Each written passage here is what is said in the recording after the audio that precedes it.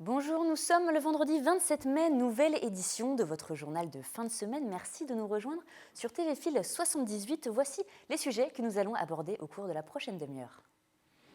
Le numérique au cœur des débats à l'occasion de son assemblée générale annuelle, la Fédération yvelinoise de la Ligue de l'enseignement organisait hier soir une table ronde sur ce thème et ses enjeux dans le monde de l'éducation mais aussi professionnel. L'antenne locale versaillaise de l'association UFC Que Choisir fête ses 40 ans. À cette occasion, elle organise différentes initiatives. Explication avec Philippe Fleuret, son président. Il est notre invité aujourd'hui dans ce journal. Et comme chaque vendredi, le zapping de l'information locale depuis lundi avec la mobilisation contre la loi travail, la pénurie de carburant en France et le blocage de la station de dépôt de Coignères par la CGT. Nous reviendrons également sur les initiatives du département concernant le très haut débit et la décision de la région Île-de-France de faire des tests de dépistage du cannabis chez les lycéens. Et le 1er janvier 2016, Jacques Lolioz, maire honoraire de Magny-les-Hameaux, a été promu chevalier de la Légion d'honneur à l'initiative du préfet des Yvelines. Il a été décoré hier par Catherine Tasca, vice-présidente du Sénat, pour la reconnaissance de 55 années de service pour ses concitoyens dans le cadre de différentes missions. En présence de Bertrand Houillon, la cérémonie a eu lieu à Magny-les-Hameaux à la demande de l'ancien maire, à qui nous avons demandé ce qu'il retenait de ses 55 années de service. Écoutez. La surprise, c'était assez curieux d'ailleurs, parce qu'en vérité, comment je l'ai su, c'est un de mes voisins qui, le 2 janvier, avait eu le journal officiel et qui est venu frapper à ma porte pour me dire « Oh, dites donc, c'est formidable ce qui vous arrive ». Ce qui a été reconnu, c'est donc le début de mon combat sur le plan public, quand j'avais 18 ans, quand j'ai refusé de partir en Algérie, quand je me suis engagé, j'ai devancé l'appel pour partir en pour de Paris. J'étais reconnu, j'ai été engagé pendant 3 ans. Et puis là, j'ai découvert un métier fabuleux. Il y a des choses sur lesquelles je suis encore bien ciblé, sur des choses qui sont pour moi très importantes, qui est pour moi l'hôpital de jour de Gérard Handicap. Et ce serait pour moi un crime moral. Qu'effectivement, cette structure qui est magique, qui a fait ses preuves depuis 2010, ne puisse pas vivre. Et politique à présent, hier soir à Versailles, l'association Initiative 78 organisait son 6e débat. Le thème portait sur le revenu universel, un revenu pour tous, quelle que soit sa situation, une mesure déjà testée dans certains pays du nord de l'Europe. Frédéric Lefebvre, candidat à la primaire de la droite, et Benoît Hamon, conseiller régional d'Île-de-France, étaient présents pour partager leurs idées sur ce sujet. Camille Lambert pour ce reportage. Un revenu pour tous, distribué tout au long de sa vie sans contrepartie, c'est l'idée du revenu universel. Jeudi 26 mai, l'association Initiative 78 organisait un débat sur le sujet. Une soixantaine de curieux ont fait le déplacement pour assister à cet échange. Et c'est l'occasion pour nous de pouvoir rassembler tout le monde autour d'une table, autour d'un repas convivial et de débattre de sujets qui pourraient, on va dire, être conflictuels au sein de l'Assemblée nationale ou dans toute autre instance. Et là, on les aborde sereinement avec, comme je vous le disais tout à l'heure, des personnalités de bords totalement différents, mais qui sont là aujourd'hui justement pour débattre et construire ensemble. Frédéric Lefebvre, candidat à la primaire de la droite, et Benoît Hamon, conseiller régional Île-de-France du Parti socialiste, ont partagé leurs avis. Une première pour Benoît Hamon, qui ne s'était pas encore réellement exprimé sur le sujet. Moi, dans ce domaine, ma religion n'est pas tout à fait faite. Et ce qui est clair, c'est que si je devais me prononcer en faveur d'un revenu d'existence, ce serait pour qu'il relativise la place qui est celle du travail aujourd'hui dans nos vies. Parce que je pense qu'il a pris une place démesurée au point qu'on juge qu'on ne puisse s'épanouir que par le travail. Je pense que, fort heureusement, on peut s'épanouir de 1000 autres manières qu'en travaillant. Et le revenu d'existence peut peut-être y contribuer. Les rapports nous disent que dans les 10 ans, on va détruire 3 millions d'emplois de plus. Et le travail va muter. On est en pleine mutation. Et donc, le seul moyen aujourd'hui de s'adapter à la réalité de l'époque, c'est de changer de modèle. Et le modèle que je défends, c'est le revenu universel. Qualifié d'utopiste par ses détracteurs, le revenu universel fait pourtant son chemin dans plusieurs pays. La Finlande est prête à tenter l'expérience avec un montant inconditionnel de 800 € par citoyen. Selon l'INSEE, en France, plus de 8 millions de personnes vivent en dessous du seuil de pauvreté. Et parlons d'éducation à présent. À l'occasion de son assemblée générale annuelle, la Fédération yvelinoise de la Ligue de l'enseignement, organisait une table ronde sur le thème du numérique. Les adhérents, partenaires et acteurs de la Ligue ont ainsi échangé sur l'évolution du numérique au sein de l'éducation, mais aussi du monde du travail. Mélanie Poquet était sur place hier soir, regardez. Se former au et par le numérique à l'école, en famille ou au travail. La Fédération des Yvelines de la Ligue de l'enseignement a invité hier partenaires et acteurs locaux pour échanger sur les enjeux du numérique. Le numérique, c'est incontestablement une révolution à la fois dans les conditions de travail, une révolution à la fois dans les potentiels de développement. Nous sommes un territoire qui est relativement bien placé sur le numérique. Et puis pour nous, c'est une diversification qu'on est en train de réussir. Nous avons obtenu le label de la Grande École de numérique pour une formation que l'on va développer à partir de la rentrée prochaine sur ce territoire. Qui est une formation de développeurs d'appli web. Milieu particulièrement concerné, l'école, où se multiplient notamment tablettes et tableaux numériques. La Ligue est en partenariat avec le rectorat de Versailles et une dizaine de collectivités des Yvelines et des Hauts-de-Seine pour un projet IFRAN. On voit que de nombreuses mairies aussi accompagnent ces projets, puisque tout ça c'est de la co-construction. Et c'est tout l'intérêt de socialiser et puis d'avancer ensemble à partir d'un projet souvent qui est citoyen et pour la réussite des élèves, pour que demain, ils trouvent un emploi ou une place dans la vie et que la fracture numérique ne soit pas encore une cause d'échec scolaire. La Ligue, organisme d'action sociale et de formation professionnelle, travaille en collaboration avec 390 associations sur le territoire des Yvelines. Bonjour, vous êtes le président de l'antenne versaillaise de l'UFC Que Choisir, qui représente donc les Yvelinois dans la commission des usagers notamment, ainsi qu'au sein de la commission départementale d'aménagement commercial. Vous fêtez cette année vos 40 ans à Versailles et pour cela vous organisez différentes initiatives. Alors certaines sont déjà passées, il y en avait une le 25 mai et bientôt le 6 et le 4 juin. Oui, donc le 4 juin, nous serons présents sur le marché de Montigny, samedi prochain, entre 9h et midi. Donc nous irons à la rencontre des consommateurs. Et puis le 6, nous serons à la maison de quartier Louis Jouvet à Montigny, à 19h30. Pour une conférence. Oui, conférence. Plusieurs thèmes d'ailleurs.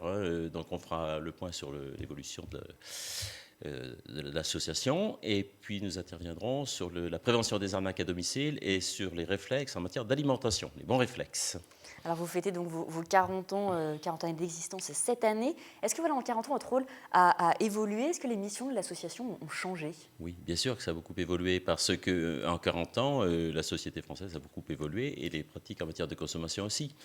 Juste un exemple, dans le domaine de la téléphonie, où, Internet n'existait pas il y a 40 ans. Le téléphone, c'était une administration, c'était les PTT.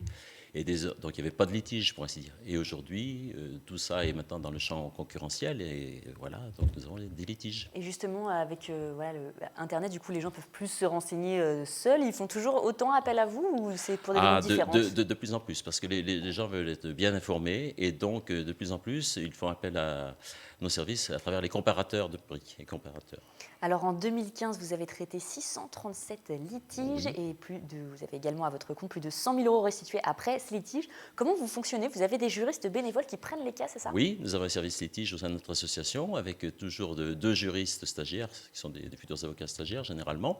Et donc nous instruisons les dossiers, nous nous basons donc sur le code du commerce, sur le code de la concurrence, sur le code de la consommation, pour trancher les litiges en faveur, généralement, toujours des consommateurs. Alors, comment ça se passe? On vient directement à l'antenne locale pour faire appel à vous? Oui. On peut nous contacter, donc, soit en venant au siège de l'association 5 Prince des Gendarmes à Versailles. Nous sommes ouverts tous les matins de 9h à midi. Et puis, autrement, par téléphone ou par Internet. Et du coup, c'est pour vraiment toutes sortes de dossiers. Est-ce que ça prend longtemps, en général? Parfois, vous traitez des cas sur plusieurs années?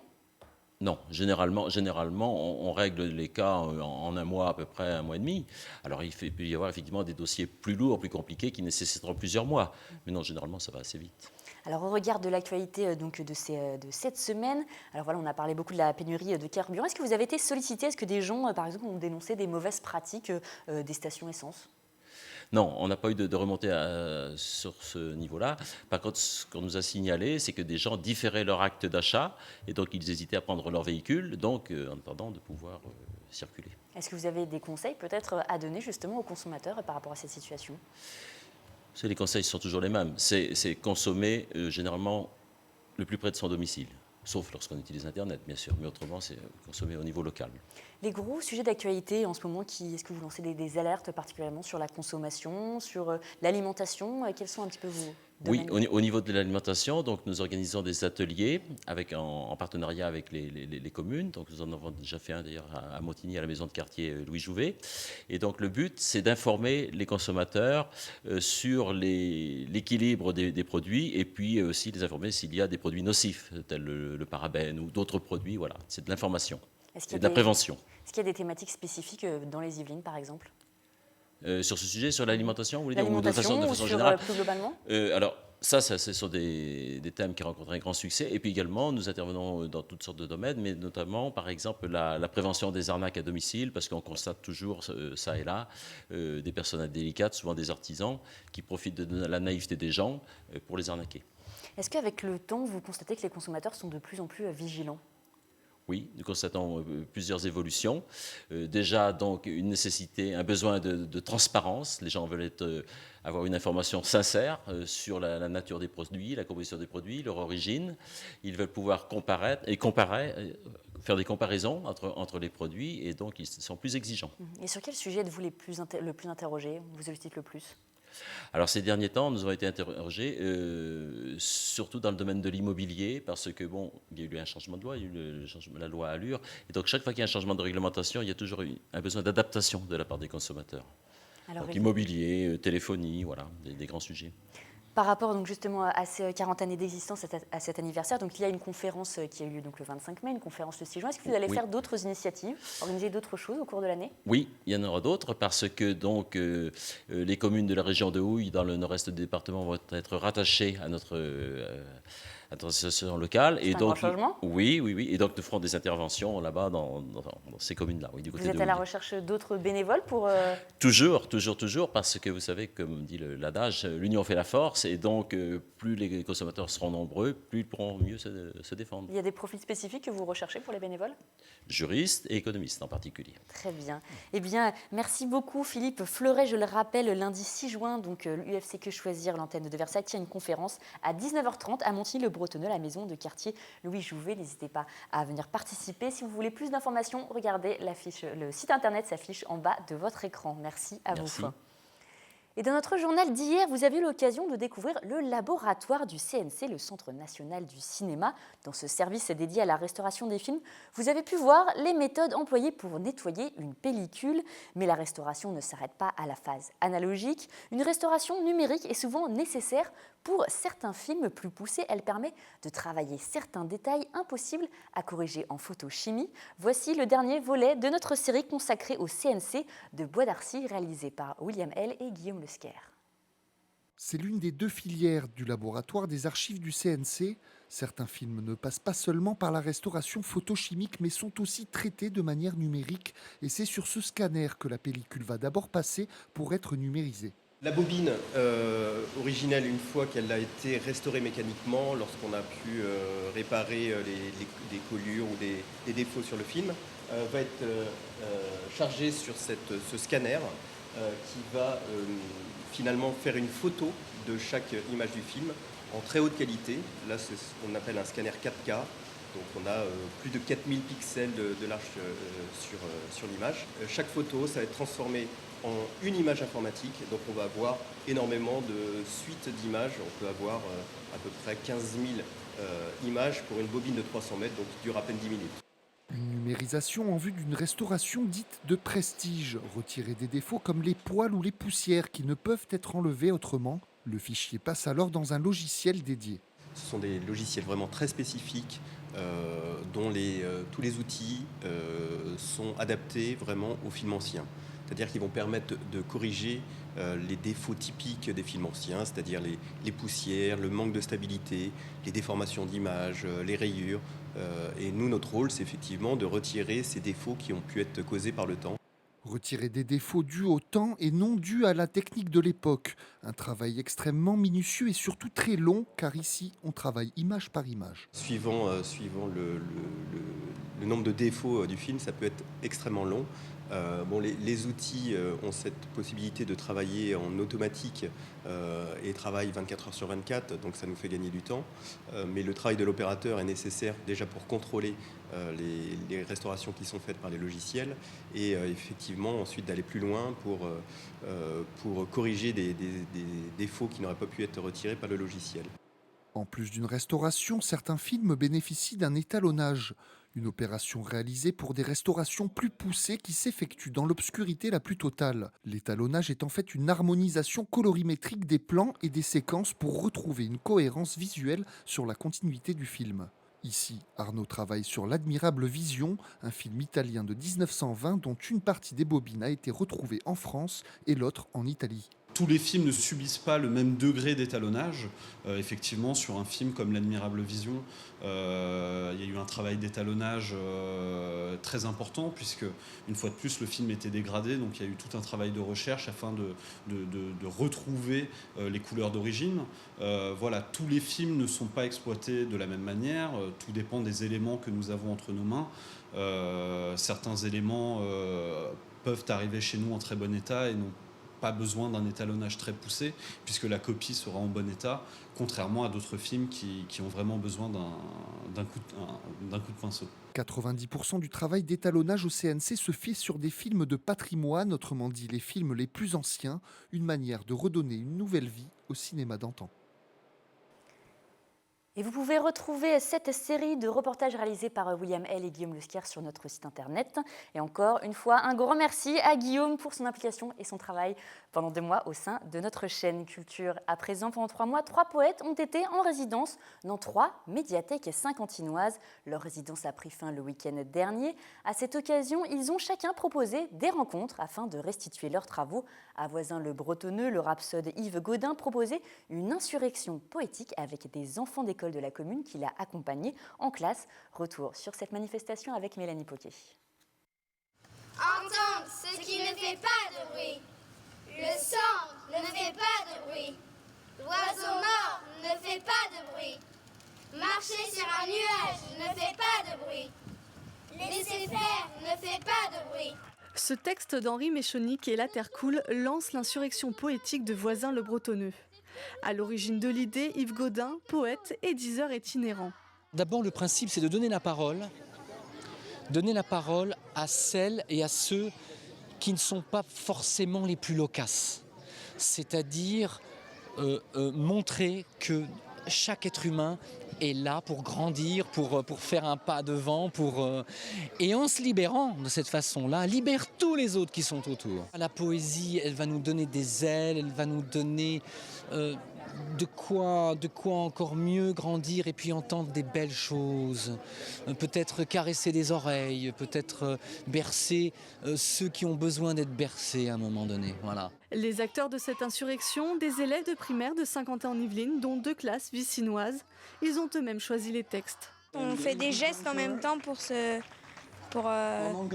repérer.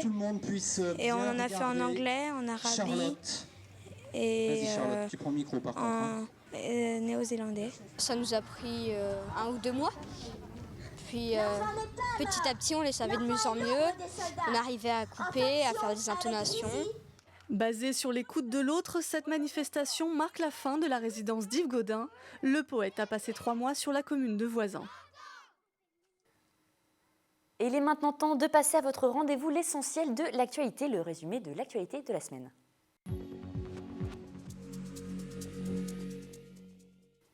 Et comme chaque vendredi, nous passons maintenant à l'essentiel de l'actualité, le zapping des sujets développés dans ce journal depuis lundi. Regardez.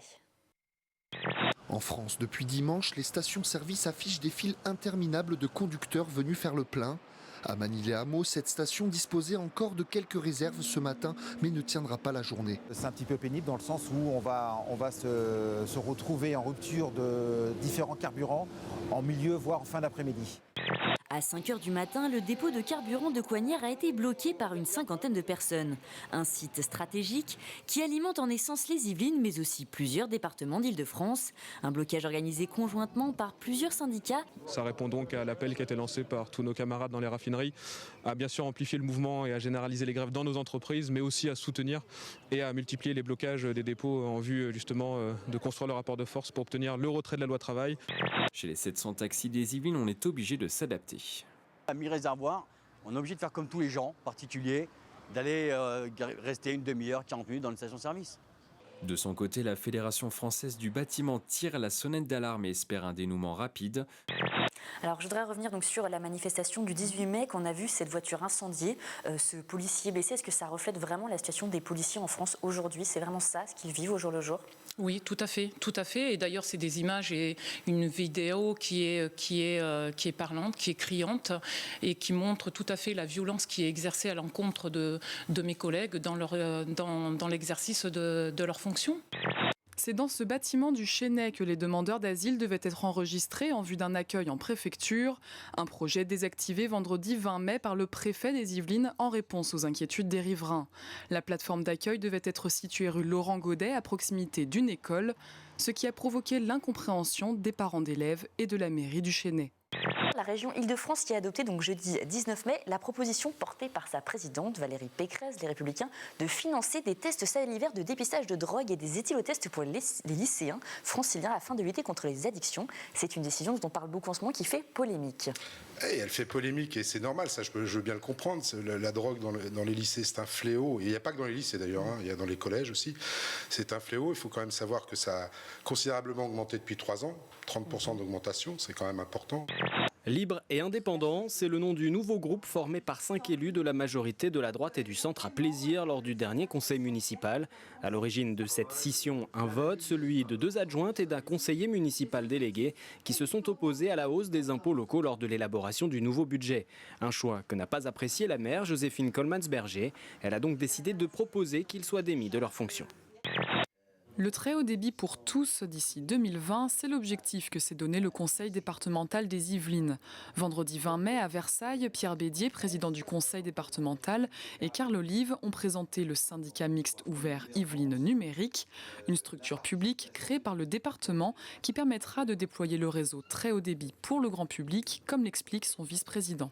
Alors plusieurs solutions. D'abord, la possibilité d'être fibré très rapidement.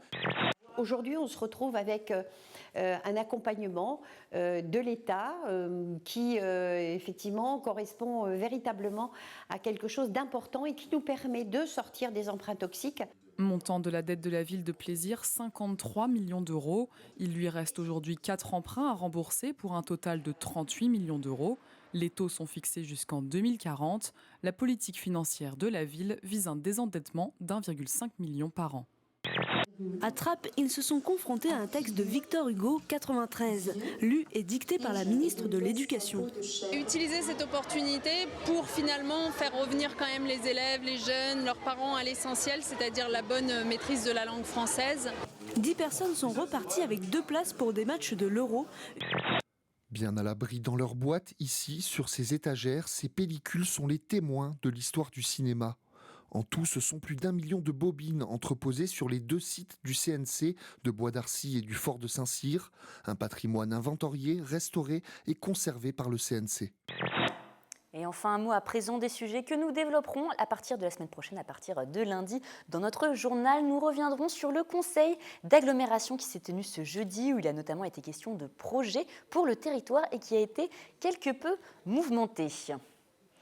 Également au programme l'Euro 2016 avec une série de reportages toute cette semaine. Il sera question des Bleus à Clairefontaine, de l'équipe d'Irlande qui est à Versailles ou encore de l'équipe de Russie qui, elle, est à Croissy-sur-Seine. Et enfin, un dernier rendez-vous avant de fermer ce journal. Dimanche à 18h, vous retrouvez Nicolas Kirillovitz sur Radio Sensation dans l'hebdo politique. Il reçoit Robert Cadalbert, l'ancien président de Saint-Quentin en Yvelines. Il évoquera sa nouvelle vie depuis qu'il a quitté la politique, les critiques que sa présidence a essuyées après son départ par la nouvelle majorité de droite. Et enfin, il confiera son regard sur la politique actuelle menée par son successeur Michel Laugier à Saint-Quentin en Yvelines. Je vous propose d'écouter un extrait de l'émission. Ce qui est important, c'est ce qui se passe à Saint-Quentin-les-Vignes, les politiques qui sont menées. C'est vrai qu'actuellement, le président de l'agglomération, c'est difficile pour lui, plus difficile que pour moi, parce que les réductions des dotations, hein, je dis souvent, si on n'avait pas changé les règles du jeu il y a 20 ans par les réformes de la taxe professionnelle, aujourd'hui, on aurait pu rembourser entièrement la dette de Saint-Quentin-les-Vignes. Et c'est la fin de cette édition. Je vous remercie de nous avoir suivis.